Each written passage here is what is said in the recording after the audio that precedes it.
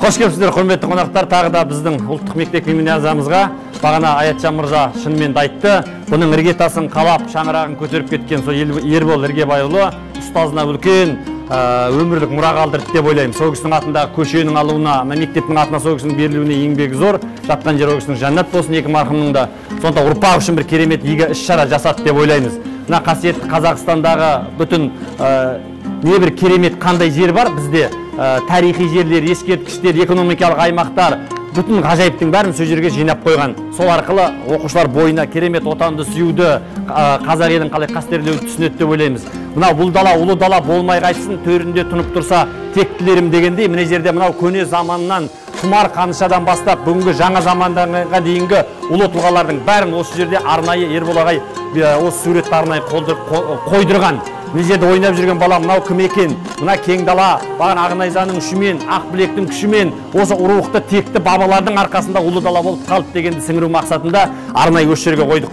Сондықтан бұда аруақты дулыға киген ұлы тұлғалар біздің, сондықтан біздің тамырымыз тереңде. Бұны көріп, мынандай батырларды көріп, осал болуға білмеймін. Адам өз жүрегінде сезінсе, балаға жақсы ұлттық рух береді деп ойлаймыз. Ұлы даланың жеті қыры анықталған, ол атқа міну мәдениеті бізден басталатын қызғалдақ пен алманың отан екендігіміз, алтын адам, аңыз тілі, ұлы жібек жолы және түркі әлемінің бесігі болғандығы және ұлы даладағы ежелгі металлургия, қайнап жатқан өндіріс, табиғи орындар, бізде металлургия, бағана технология болғандығының бір дәлелі. Енді осындай мектеп салған ұрпақты қалай тәрбиелейміз? Біздің қазақтың барын ұлттық мектеп дегенде қадап-қадап керемет айттыңыздар. Ол біздің ұлттық құндылықтарымыз, асыл мұрамыз. Біздегі міне құндылықтар, бізде қандай қазақта өз 5 құндылық болады, ұят болады. Міне Ербол ағай осы жерде мен осы мектепке келгенде көрсеткен, көре қойшы азамат деп, ұят болады, обалы болады, сауап болады, күнә болады, адам бол деген қасиеттермен бізді тәрбиелеген. Біздің 5 құндылығымыз осы деп ұрпақтар біліп жүрсін деп осы жерге арнайы тұмар шағып осыны қойдырған. Сосын кейін біздің ұлттық мәдениетіміздің құндылық не? Ұлттық тіліміз, ұлттық мәдениетіміз, ұлт дәстүріміз, ұлттық ойындар, ұлт өнері, ұлт діні. Сондықтан біздегі қасиет қағидаларымыз қалай болу керек? Міне осы жерден бәрін көрсеткен қысқаша. Бұл жерде енді бізде мектептің қосымша білім беру, яғни үйірмелер өткізетін аймағы.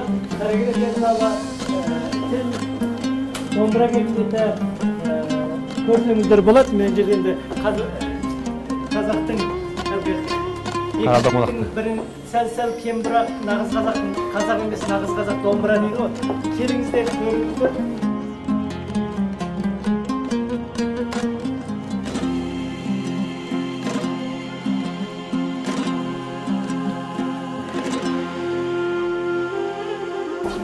Мына жерде хореография залы бар, мына жақта тіл кабинеті, мына жақта робототехника айналып көріңіздер.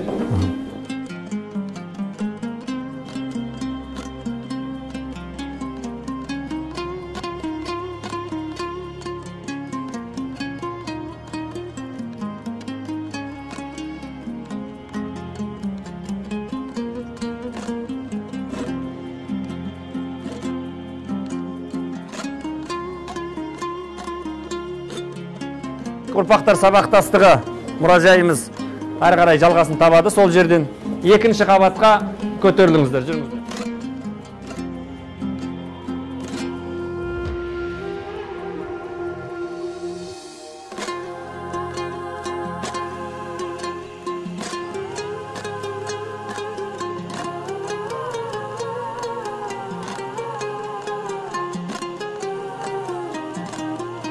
Енді бұл мектебіміздің бағана айтып жатырмыз, аты Қаймұхамедхановтың атында болғаннан кейін, оның алғашқы директор Ербол ағамыз болғаннан кейін, екеуінің де тұлғасын ашу маңызды болды. Сондықтан біз ұрпақтар сабақтастығы деген үлкен жобаны алып бардық. Ұрпақтар сабақтастығы қайдан басталады? Қайым абайтанушы, алаштанушы. Сондықтан біз ұрпақтар сабақтастығы абайдан бастап, ең соңы Қайым Ербол ағамызбен аяқтайды. Соның мынау біріншісі бізде қазір Абай кітапханасы, жүріңіздер, көріңіздер.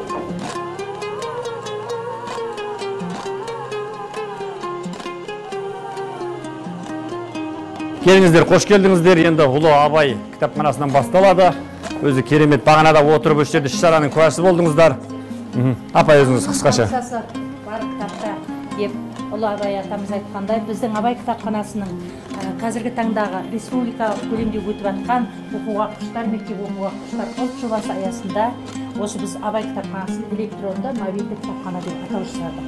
Бұнда оқуға тиіс 100 кітаптың барлық атауы оқырмандарға қолжетімді түрде назарларыңызға ұсынылған. Абай кітапханасы бүгінгі таңда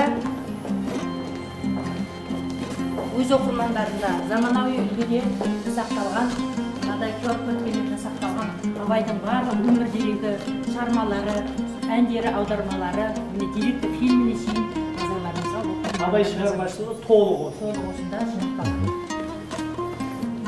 Мынау біздің алаңдар атаулары қазір креативті тұлға дамыту алаңы болса, бұл жерде өздерінің оқушыларға дебаттар түрлі коучингтер өткізіледі. Мынау шағын коворкинг алаңы, мұнда да оқитын балаға, талаптанған балаларға барлық жағдай жасалған. Тренингтер өтеді шағын. Бізде және де біздің кітапхана қорында бабалар сөзінің 100 томдығы сатып алынды. Қазіргі таңда мектеп кітапханасының барлық жалпы қоры, әдеби қоры 2500 дана. Бұның ең алғашқы акцияға біздің ең алғашқы директорымыз Ербол Өтебай өзінің 250 дана кітабын сыйласа, қазіргі таңда сонымен бірге Қайым атамыздың барлық шығармалары жинақталған. Және қазіргі таңда 2500 дананың 2000 данасы осы акциямен жинақталды. Мұнда лауазымды тұлға біздің Тұрсын Жұртбай ғалымның өзіне арналған кітап көрмесі өз алаңымызда, және де оқырмандарға арналған туған өлке тарихы кітап қалмаға, және қос Әл-Фараби менен Абай мәңгілік еді барлық Кітап көрмесі. Мына жақта оқушылар электронный. Ақпараттық алаң мына жерде 10 компьютер барлық интернетке қосылып тұр. Оқырмандар өздерінің барлық мәліметтерін сұрастырып қанағаттандыра алады.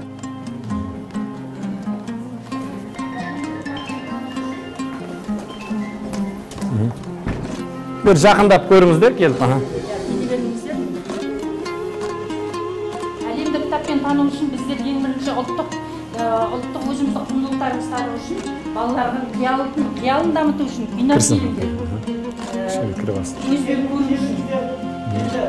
Бұл жерде біз көбінде балалар үйде жүргенде ұялсын, жатып оқысын, тұрып оқысын деп барлық мүмкіндіктер жасалған. Сондықтан біз өзімізден бастап аяқ киімімізді шешіп, бұл жерде кәдімгі мәдениет қалыптасқан, бұл жерде балалардың сүйікті ортасы. Мына жерде қазақтың кешегі менің атым Қожадан бастап Абай жолына дейінгі бүкіл фильмдер топтастырған. Бұл жерде электронды әдебиет, классикалық әдебиет.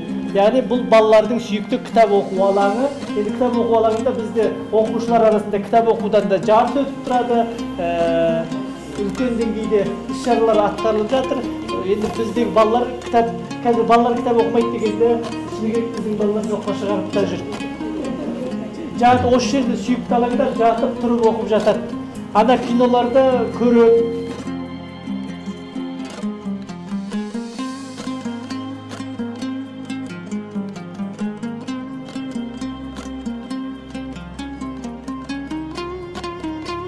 Мағжан дәрісханасы, яғни Алталаштың басы болсында төрдегі орын ұстаздікі, бұл Мағжанның атындағы бізде мұғалімдер бөлмесі келіп көрсетіңіздер болады.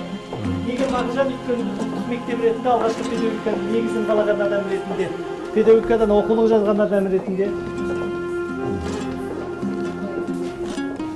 Енді толық жасақтап бітпедік, бұл енді бір парасы Мағжанға байланысты дүниені, сонымен бірге біздің мектептің ұстаздарының шығармашылығы, жазған кітаптары, және біздің мектептің ұстаздарының жетістіктері.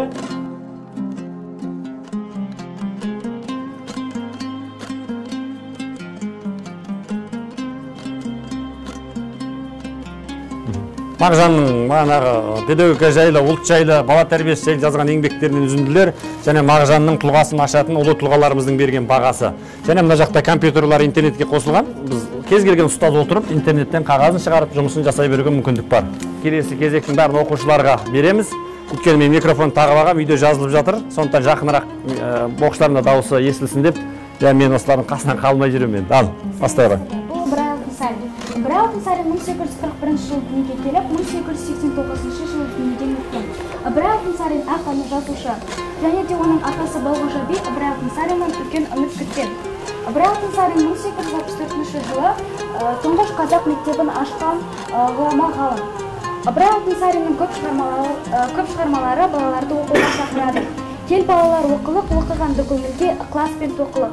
Оқысаңыз балалар шамнан жырақ жағылар, тілегеннің алдыңнан іздемей ақ табылар деген өлеңнен біз үлгі аламыз. Үміт еткен көзімнің нұры балам деп атасы да үлкен үміт артқан. Бұл тұлға Шоқан Шыңғысұлы Уәлиханов. Бұл тұлға 1885 жылы Қостанай облысында Сарыкөл ауданында дүниеге келген. Бұл кісінің шын аты Мұхаммед Қанафия. Бұл кісіні Шоқан деп атаған себебі кішкентай кезінде әжесі еркелетіп Шоқаным деп атағаннан кейін Шоқан деп атап кеткен. Ал келесі тұлғаға көшсек, 1858 жылы Павлодар облысында дүниеге келген. Баянауыл ауданында дүниеге келген. Бұл кісі бізге арнап көптеген шығармалар жазған. Бұл кісінің бізге арнаған шығармалары және көптеген шежірелер мен айтыстарды және де айтыстарды жазған, хатқа басқан, содан кейін барып бізге аманаттаған болатын. Ал келесі кезекте сіздерді бір ғана жерімізді, осы тұлғаларды сызған кезде біз балаларға барынша жеткізсек деген ниетпен байқасаңыздар, Шоқан тұрған кезде оның қасында карта тұр. Яғни Шоқанның мамандығын ашып тұр. География. Ал Шоқанның өзінің барған аймағы, саяхаттап барған аймағы Қашқарияның денесімен басып тұр. Сонымен бірге қасында, бәрінің қасында QR код тұр, бұл бүкіл тұлғада тұр. Бұл Қазақстан ұлттық телеарнасымен біріккен, бәрінде деректі фильм бар. Осы тұлға жайлы. Кез келген бала бұл тұлға кім десе осы QR кодпен ашып көре береді. Бүкіл тұлғаның қасында тұр. Ал келесі кезекте сіздерді алаш мәдениетін таныстыруға жіберемін. Жақсы, рахмет, айналайын. Сәлеметсіз, мен Жәмиғат Жансая болады. Мен бүгін сіздерге алаш мәдениетін таныстыруға жүріңіздер. Мына жаққа қарасаңыздар, қазақ тіліндегі алғашқы оқулықтарды, яғни Алтынсариннің қазақ хрестоматиясын, Қаныш Сәтпаевтың алгебрасын көре аламыз, Ахмет Байтұрсынұлының, Дулатұлының алғашқы оқулықтарын көре аласыздар. Және ортасында алаш қозғалысында жақтас болған бай мәдениет жанашырларын көре аламыз. Яғни бұл кісілер алаш қозғалысында мектеп ашып, мыңдаған сондаған қаржылай, малдай көмектер берген. Өздерін жақсы жағынан көмектескен бай кісілер болатын. Және де шыға өтсек, біздің Қазақстанның қатысы берген жерде қазақ басқалары және алғашқы қазақтың астына. Қазір оны шығарда көреміз, шын. Қазақ баған айтты ғой, қазақ тіліндегі ұшқын баяндамасында қазақ тіліндегі алғашқы оқулықтар ұлттық мектеп болғаннан кейін бізде өзі қазір оқулығымыз ақсап, анадан қарып, ана бағдарлама, мына бағдарлама деп жүрміз ғой. Бізде ұлы тұлғалар жазып берген қандай керемет оқулықтар бар. Мына жақта мына екіге бөліп орналастырдық. Қараған адам кім не жазды дегенде осы жерден қарап оқып көріп білуге болады. Мына жақта да міне осы Әлихан Бөкейханның керемет сөзін жазып қойдық. Тірі болсам, қан баласында қазақ баласының қақысы бар еді, қазаққа қызмет етіп қылмай қоймаймын деген. Ұлтқа қызмет ету білімнен емес мінезден дегенде керемет сөзді осы Әлихан Бөкейхан айтқан болатын. Сондықтан бұл жерден оқушылар алаш рухымен рухтанып, бір жақсы ғибарат алады деп ойлаймыз. Жүріңіздер, келесі экскурсиямызды жалғастырайық. Қазақ елінің астанасы өзі әртүрлі жағдайға байланысты ауысып отырды, білесіздер. Қазақ елінің ішінде және сыртында қазақтың ұлттық руханиятын сақтауға жанкешті еңбек еткен ұлы тұлғалар болды. қарап отырсаңыздар, шекара ішінде сыртында да қаншама газеттер шықты. Сол қай қалада қандай газет, журналдар, бұқаралық ақпарат құралдары шықты, соны біз көрсетіп қойдық. Мына Оралда Қазақстан газеті 1911 менен 13 аралығында Улан газеті, сонау Серке газеті Санкт-Петербургта шығып тұрған. Мына жақта мына Құлжа қаласында қарасаңыздар, Елеу өзені газеті шығып тұрған ұлттық газеттер. Сарыарқа, Абай журналы біздің Семей Өскеменде шыққан. Мына Петропавлдың өзінен 2 жас азамат газеті менен 300 газеті шығып тұрған. Тіршілік газеті міне біздің Астана Ақмола облысынан шығып тұрған. Мына астына Ташкенттің өзінен Алаш газеті және Бірлік туы газеттері шыққан. Оқушыларымыз қарап, осы жерден біліп тұрады, сондай. Біздің мектептің бағыты гимназия болғандықтан, бұндай бағыт біздегі негізгі бағыт, яғни баспасөз, тарих, әдебиет бәрі мазмұн тауып жатыр. Былай қарасаңыздар, енді оқушылардың жақта. Менің бүгін таныстыратын тұлғамның есімі Әлихан Нұрмұхамбетұлы Бөкейханов. 1866 жылы 5 наурызда Семей облысы Қарқаралы уезінде дүниеге келген. Осы суреттен қарап отыратын болсаңыздар, ол кісі Алаш орда үкіметінің төрағасы болғанын көреміз. Және де қазақ халқының тарихы ауыр тұлғаларының бірі. Келесі тарих тұлғаға көшсек, ол кісі Міржақып Дулатұлы. 1885 жылы Торғай облысы Жангелдин ауданында Қызбет атырабында дүниеге келген. Суреттен қарап отыратын болсақ, ол кісінің танымал кітаптарының бірі Оян қазақ және де Бақытсыз жамал. Ол кісінің 5 томдық шығармашылығы жайлы кітаптары да бар. Ол кісінің қанатты сөзі, кісі қайда, ол кісі адам мақсұты, білім үйреніп аса халқына қаласа өзіне пайда келтіру. Бұл суреттерді сызғанда да барынша оқушыға жеткізу болды. Ең алғаш осындай жобалаған кезде, жобалап не істеген кезде қорқыныш болды бізде. Ертең ғалымдар қалай қарайды? Жігіттер айтты, ертең Тұрсын Жүтбайға келіп быт-шытын шығарады, мынау не деп.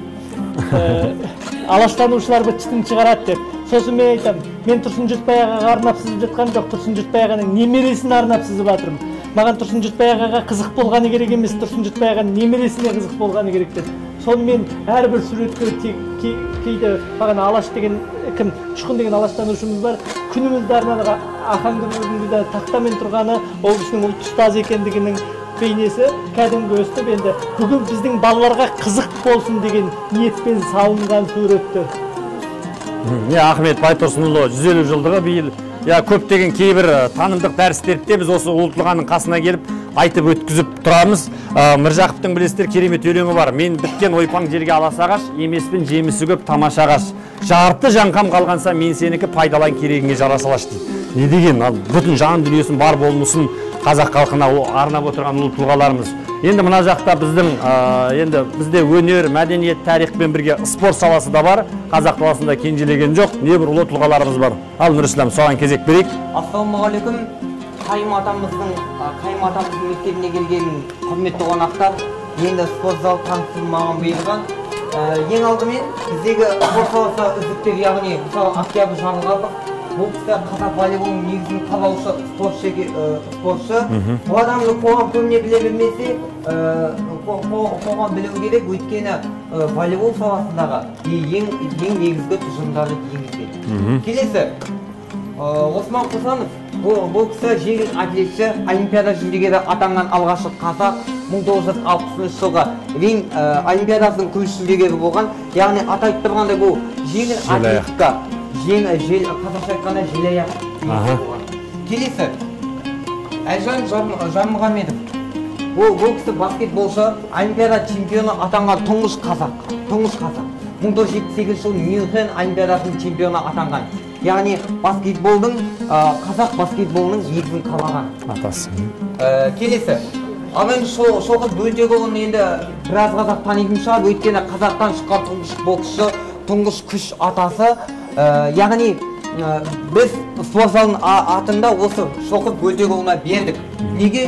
Өйткені Шоқыт Бөлтекұлы, Шоқыт атамыз бокс өнеріне, бокс спортының негізін қалаған. Бокстың атасы деп айтуға болады. Жүріңіздер,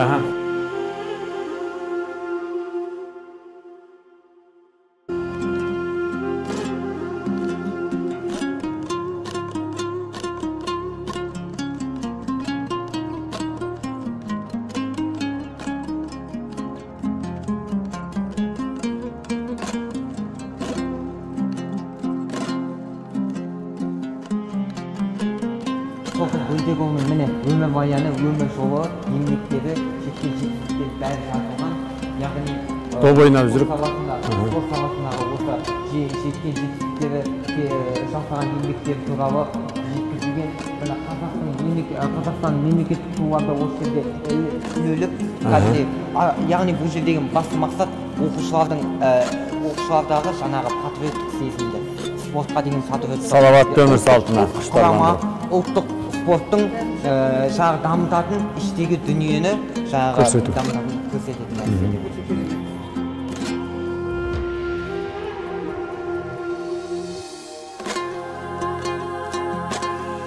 Жақсылық Үшкемпіров білесіздер, қандай керемет кезінде Мәскеу Олимпиадасында 1980 жылы жарқылдап алтыннан жүлде таққан талай әжелеріміз айтты дейді, Үшкемпір күреседі десе, мен ойлап, Үшкемпір күреседі екен деп күтіп отырсам, кішкентай бала шықты ғой деп бір әжеміз күлдірген.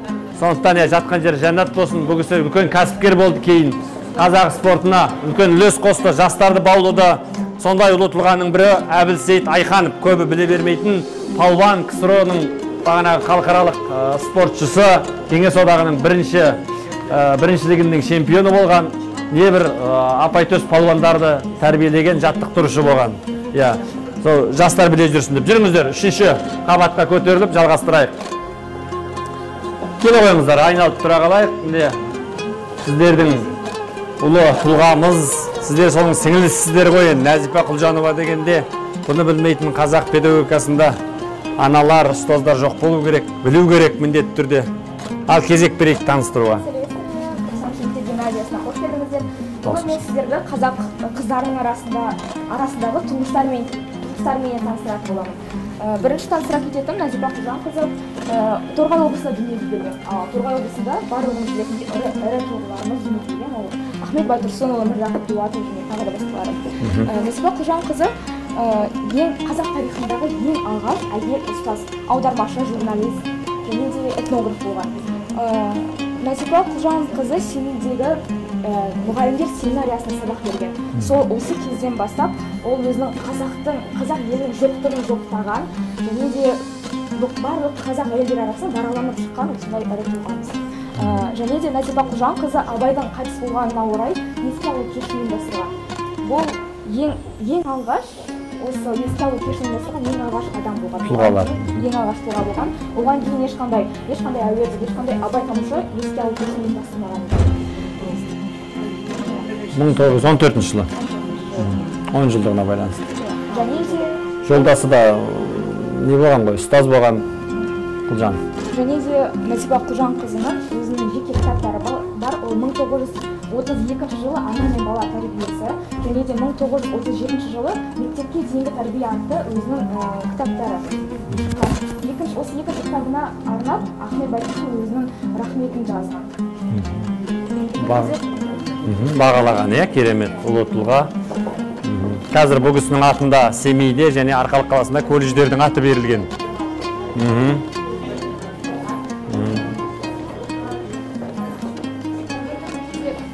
Ақылатты абзал жандарымызға берейік.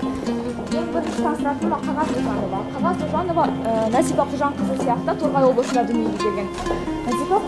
Қағаз Дожанова Торғайда дүниеге келген, дұрыс. Торғай өңірінде дүниеге келген. Ол Мәскеуде оқыған. Мәскеудегі 10 гранттың ішінен ең алғаш болып, осы Қағаз Дожанова Мәскеуде гранттың иесі болған. Жеңіп алған. Және де ең алғаш дәрігер, ғалым зерттеуші атағын лауазымын иеленген. Мубина Ниязова. Мубина Ниязова ол тіс дәрігер училищесінде оқыған. Және де қоғам қайраткері. 1937 жылы Қазақ АКСР-ның жоғарғы сотының мүшесі болған. Және де осы негізі ана мен бала денсаулығы қоғамының мүшесі болған. Енді Үмі Гүлсім Асфендиярова, танымал Асфендияров отбасынан шыққан, туған ағасы Асфендияров Асфендияров, Алматыда Асфендияров атындағы медицина университеті. Үмі Гүлсім Асфендиярова ол осы негізі қазақ тарихында, қазақ шекарасындағы ең алғаш акушер-гинеколог болған.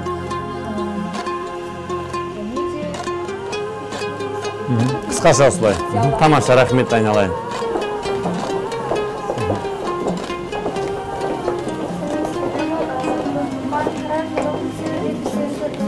дауысын шығарып айтамын. Umar Karaca 18-бесінші жылы 1941 жылы дүниеден өткен, 46 жыл өмір сүрген және де 46 жылдың ішінде шығармашылық және де халық мәселесіне айналысқан, жас тарихынан жетіп қалмайтын туысқандарының қамқорлығы ауыл ордасынан таныған, білім алған. Тамаша, алаш қайраткері. Сол дауысын шығар.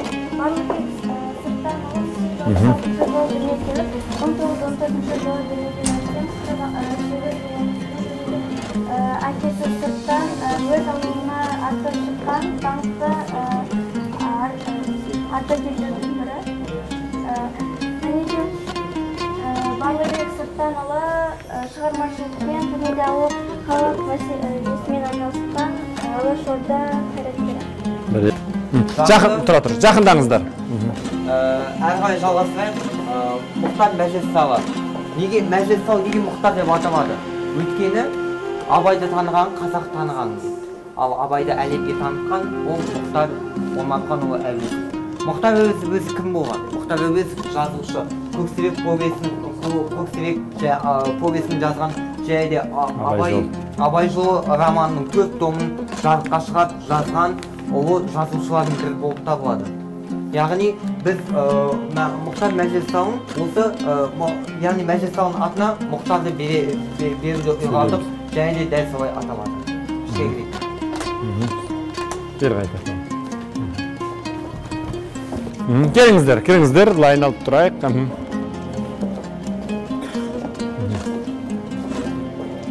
Бастай бер.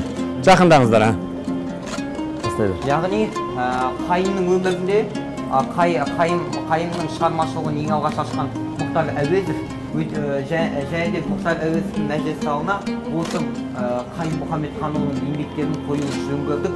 Неге? Өйткені Қайым Мұхамедханұлының еңбектерінде тарихтың түрлі баспалары, түрлі оқиғалар жазылған.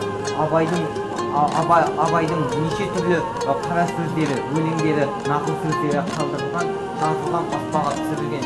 Яғни осыны Қайым Мұхамедханұлы атындағы 90-шы гимназия осы мұрағаттармен осы жәдігерлердің бәрін қазіргі уақытқа дейін сақтап отыр. Ал қабырғаларда жоғарыда қазақ тарихындағы түрлі оқиғалар, мысалы мына жақта Ахмет Байтұрсынұлы, бұл кісі қазақ әліпбиінің негізін қалаған алаш арыстарының бірі. Қазір сізден 1 минут арай айтып берсін.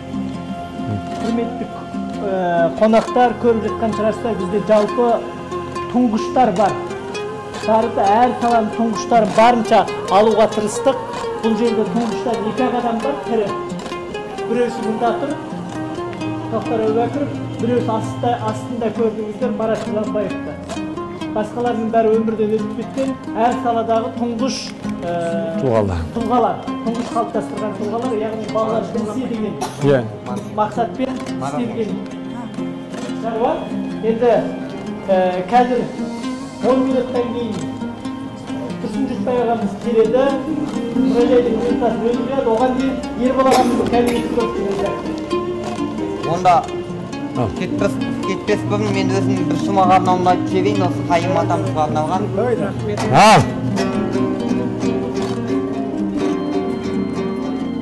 Қайым атасының шығармасына құрметпен қарап жүретін шәкірттер бар. Биыл Қайым атаның 105 жылдығына үлкен осы жерде рухы биік асыл ер деген іс-шара өтті қалалық.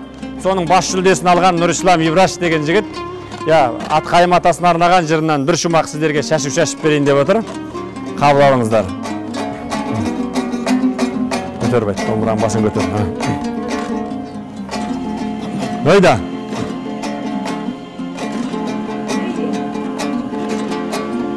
Сұрасаңыз есімім Нұрислам, мұсылманның діңгегі дін ислам. Ислам ұлы ашып кеткен бұл ордада білім алып жүректен жыр ұшырам. Қайым ата мектебінде оқыған соң талпынып бір биікке түгі шығам. Мен қазір 8-ші сынып оқып жүрмін, үрлеймін өз әлімше отын жырдың.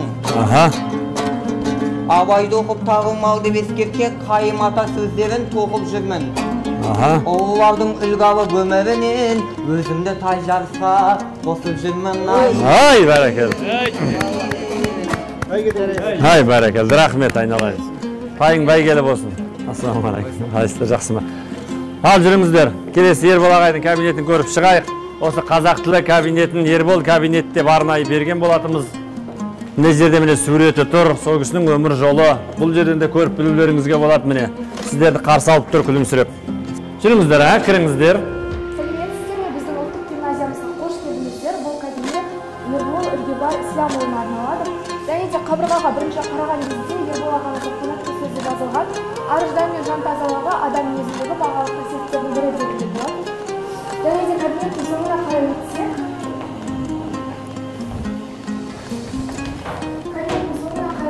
Ербол ағамыз жайлы өте көп мағлұматтар ала аламыз. Сонымен қоса, Ербол ағамыздың өмір жолындағы, еңбек жолындағы суреттермен қоса алғыс хаттары, құттықтау хаттары бәрі осы кабинетте көрсетілген. Ербол ағамыз жайлы мәліметтерге келсем, ол 1962 жылдың 5 қыркүйегінде Шығыс Қазақстан облысы Аягөз ауданына қарасты Тарбағатай ауылында дүниеге келген. Оның әкесі де, анасы да ұлағатты ұстаздар, яғни Ербол ағамыз да сол әкесі мен анасына ұстазбақысы келді. Сонымен қоса 1979 жылы Семейдегі педагогикалық институтқа түскен болды. Ол институтты 1983 жылы аяқтап, қазақ тілі және қазақ әдебиеті мамандығын алып шыққан болатын. Және де ол өзінің еңбек жолын өзінің туған ауылында Тасбұлақ орта мектебінде мұғалім болып бастады. Сонымен қоса мұғалімдік қызметті, директорлық қызметті және де әкімдік қызметті ол өзінің еңбек жолында абыроймен атқарған болады. Ербол Исламұлы 2000 жылы біздің елордамызға көшіп келді және де номер 40-шы мектептің директоры болып жұмыс жасаған болатын және осы мектепке Әкем Маруан атын алып беруге мүмкіндік болған болатын. Және де тағы айта кететін нәрсе, 2021 жылы біздің қазіргі Қаймұхамедханов атындағы номер 90 гимназиясында директор болып жұмыс жасады. Және де ол қатты ауырған болатын және де ауруханада жатқанның өзінде осы мектепке Қаймұхамедханов атын алып беру үшін барынша еңбек етті және еңбегі зая кетпеді. Қазірде көріп отырғандарыңыздай біздің мектеп номер 90 Қаймұхамедханов атында. Және бұның бәрі де ер ағамыздың, Ербол ағамыздың үлкен жасаған қызметтеріне арналады. Өкінішіне орай 2021-дің 5 ақпанда оның халқым деп соққан жүрегі тоқтаған болатын. Және де тағы айта кететін нәрсе, ол халық сүйіктісі республикалық байқауының иегері болатын. Және де сол мадақтама, диплом деп айтсақ болады, осы кабинетте көрсетілген. Сонымен қоса біздің қазіргі президентіміз Қасым-Жомарт Тоқаевтан алынған алғыс хат та бәрі осы кабинетте берілген болады.